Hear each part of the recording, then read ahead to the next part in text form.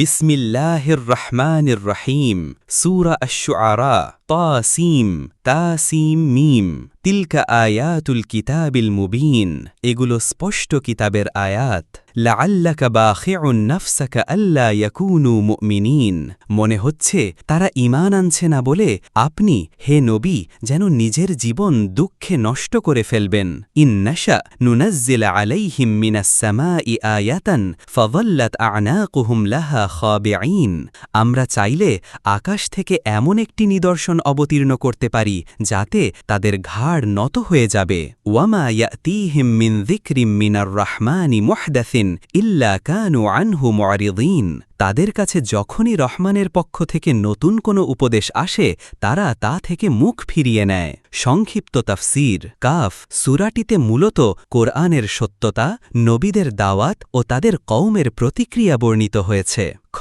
হজরত মূসা আলাইহিসসালাম ও ফেরাউনের ঘটনা বিশদভাবে এসেছে গ এরপর হজরত ইব্রাহিম নূহ হুদ সলেহ লূত ও শুআইব আলাইহিসসালামের কওমের ইতিহাস ও তাদের পরিণতি বর্ণিত হয়েছে ঘ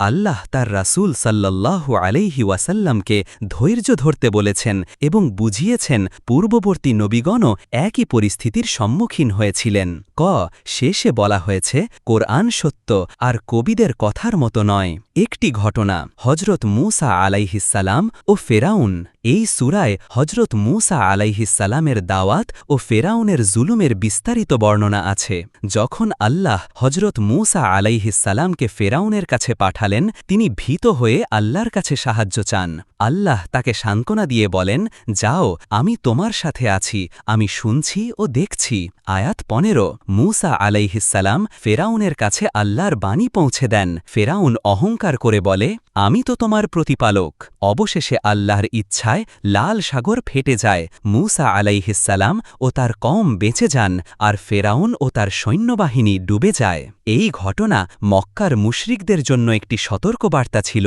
আল্লাহর রাসূলকে অস্বীকার করলে তাদের পরিণতিও ফেরাউনের মতো হবে